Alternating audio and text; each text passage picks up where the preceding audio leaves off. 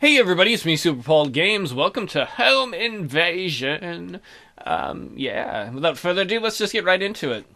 Two people wrapped in black leap over some green hedges. We're motherfucking ninjas. Their heads are covered in ski masks. Over the hedges they both kneel. What do you think? It's smaller than I thought. That's what she said. Not funny. The second masked person pulls out a monocle and focuses through the window of the darkened house. In and around cities, the mansions are much smaller. Since there's less space, it makes sense. I found it. He should be the only guard here tonight. I know.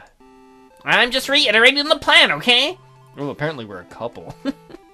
We went over it enough, alright? Oh, you do this every time we go out. Fine, let's just go. I didn't want to make a big deal of it. I thought we'd just have a nice night, breaking and entering. You always do this. The two figures tiptoe slowly to the wall of the house before placing their backs against it. Okay, here comes the first on-site decision. Sneaking seems possible. I could take him out and we could quickly go upstairs. Okay, we can move quickly with guns or slowly with silence. Sorry about that. In a video game, I would move quickly with guns, but in real life, I'd move slowly with silence, partly because if we do get caught, we don't want to go down for murder. I really feel we should sneak in. Understood. I'm glad you finally listened to me. The two kneel walk to the back door. Kneel walk? Oh, it's hard on my knees. The first masked person puts up her hand. I'm a girl? Signaling the other person to halt. The first masked person moves closer to the door and turns the knob. I got a knob. The knob turns. You are a knob. Hey, that's not cool. He slightly, I'm going to change it to he just because I don't want to redo the voice. He pushes slightly on the door and the door opens. I apologize, author, for changing it slightly. Both of them move in and close the door without making a sound. Weep. They kneel behind the kitchen counter. Hired an armed guard and yet they leave the door unlocked? Thank you, rich, ignorant people. The guard is 2 rooms over, by the stairs. Thoughts? Well, I was thinking maybe afterwards we can get some pizza, maybe watch a movie. Scott Pilgrim vs. the World is pretty good. No, not about movies. We can watch a TV show or... No! About the burglary thing. We could either draw his attention over here or try to sneak past him where he is. There are pros and cons to each, no? Let's just sneak around the guard. I got this. Got my ninja moves. I went to ninja school. The poor homeless guy behind our house is not ninja school. Don't judge my education! Just because you couldn't get into his box academy. The masked person creeps slowly past the counter. The masked person stops at the wall holding the entrance into the next room. He breathes deeply and then runs into the next room. The guard turns, but not fast enough. The masked person is in the air. His palms grasp his chin on the top of the guard's head. The masked person spins. Crack! Oh no, I didn't know we were gonna murder the guy. No, I didn't. The guard falls to the ground. The first masked person waves the other one over. Clear! I didn't know you were gonna murder him! I can see you. It's clear. They walk up the stairs. Masked person 2 is going to go left. The first masked person flips 2 fingers sideways, signaling his comrade to go right. The second masked person, pistol in hand, opens the door to the right.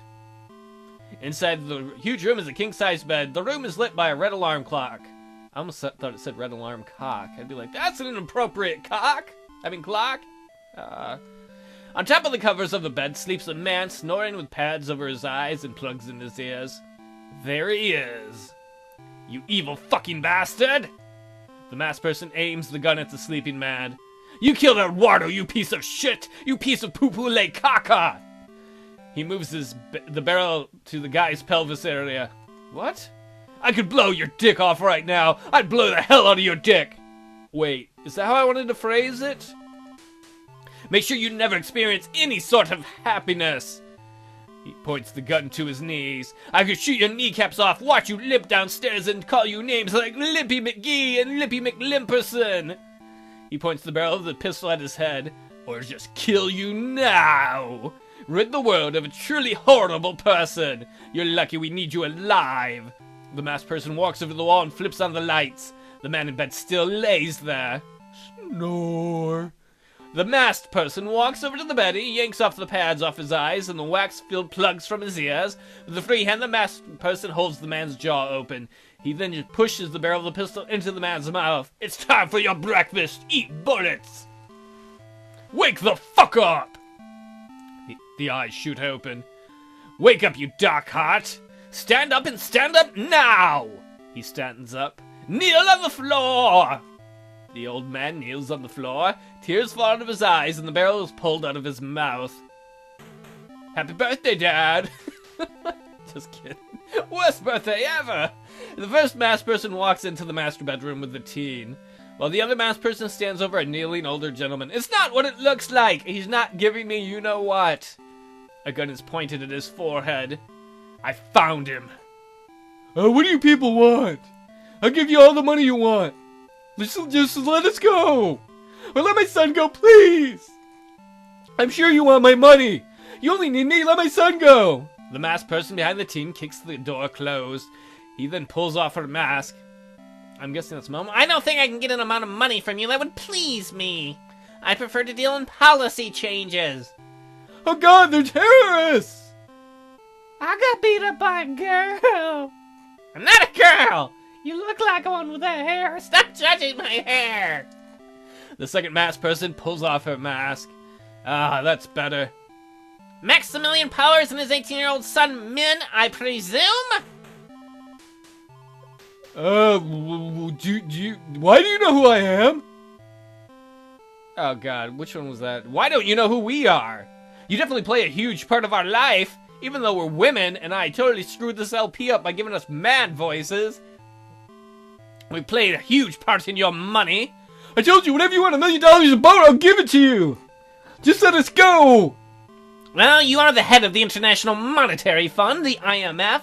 Let's see if Razmin, the head of the IMF, will make your organization cancel certain unfair loans to a few third world countries. Like Spain? There's no way we'll do that. They'll do that, not even for me. That sounds like your problem. Because if they don't, we'll just kill the two of you and disappear forever. Please, please, girls, just let us go. We didn't do anything to you. Oh, please, your father is the head of one of the most destructive organizations on this planet. The IMF lends money to poor countries that uses leverage to push for policies that impoverish the country. You Americans subsidizes your farms, and then your company forces mine through loans into austerity. Oh. You made my country sign a free trade agreement. Then your company sells food to us for less than even poor farmers can sell it for, because your country subsidizes farmers. And you make our farmers in Haiti starve and then hurt us towards your factories. In my country of Colombia, you make it so we can't even afford to sell food crops. We're forced to grow cocaine for your people to snort. We call it nose candy. And then you fund armies to kill us. But what about me? Yeah, let him go. What'd I do? Momo spins in the circle with the arm out. Where do you think all this came from? What school did you go to? Bellevue High School. That's it. Bellevue High School is responsible for all the evils in the industrialized world. Burn it, and burn it now, but not when anybody's in school. You don't want to hurt people. I'm guessing you're going to college next year, college boy? Yeah, I got a scholarship. I play soccer. I'm really good at it. That's all I care about. I don't hurt nobody. I just play soccer. I want to be like Pele. How do you think your dad makes the money for you to get to Yale, son? I got a scholarship. Okay, I didn't think about that. How do you think your father got the money to give you a good life, to pay for your car, your lessons, your rent, and your food, to get you that scholarship? That bastard takes it from poor people. You're going to go to college, get a job, and do the same thing to us without thinking about it, like every other rich person. They're all bad. Sorry, like we didn't know, man. You can't use that as an excuse. You're the boss. You work for the IMF. Everyone knows what you do. You will pay. Or the IMF will. Please let us go. Is there anything we can do for you to let us go now? No. No, we're gonna be social. We're gonna be like Liberal Crime Squad. If you've never seen that game, look up Liberal Crime Squad. Look up like Jeff Major's LP of it, or one of Jeff might be his name other now. Men can go if he gives up his privilege. Oh, why do we go back to Masked Person 1? The kid The kid can leave? Or the kid can leave? You can't really call him a kid knowing your age. Dad, don't worry, I'll call the cops. Max looks up at his son with tears in his eyes. Why would you say that in front of them? You're the dumbest child I've ever had! I'm the only child you have. Exactly. Don't worry, we're not stupid. All three of us will be long gone by the time you can call your public mercenaries. Call the cops that from now on. Hello, public mercenary! I refuse to be ticketed by you. Though, actually, in America, a lot of cops actually have military hardware thanks to the U.S. government. That's creepy. There is a condition for your release. You will call the cops. Momo, I think you got nuts. The love of a child. We don't have the power to stop love. No. What will happen after you call the police, though? You will walk to the bus stop, you will take it to Seattle, and then Tacoma. You will become a hippie, and you will work on, your commune. You will smoke pot on Thursdays and Fridays. Once in a while you go into Starbucks, but we'll forgive you for that. You will discard your money, your name, your jewelry, your phone, and everything but your clothes. You will live on the street, you will be homeless. If we hear that you have been found, if we see anything of that sort, we will kill your father on the spot. Momo, can I ask a serious question? What? Are we gonna stay in this bathroom for the next 20 years, making sure this guy lives like a homeless kid? I don't know, I don't think that far ahead. You must be homeless for 1 year, Min. Now look at your father. Momo smashes the butt of the gun into Min's head just behind the ear. That's not very nice. The teen falls to the ground. Anna smashes her gun into Max's head. Max falls to the ground. Momo grabs the man by the collar and pulls him down the stairs. We're almost out of here, but not yet. Can we take the TV? I mean, maybe we're fighting for liberal rights, but, you know, it'd be really nice to have a big HD TV. Stay focused, stay focused. I just wanted a TV. No, we're going to reflect. Always in the middle of a kidnapping, stop to reflect on what you're doing. You think about what you did. Not everything made you happy. If you had a chance, maybe you would have done things differently. Both girls don their masks. Momo carries the body to the back door. In unity, they lift the body over the ledge. That's the story. The kid's gotta be like a homeless teen, and we kidnap some old man that we're gonna have to take care of forever now. See, it seems like a good idea now. 10 years from now, we're gonna be like, why are we still taking care of this old guy? We gotta make sure his kid is still homeless.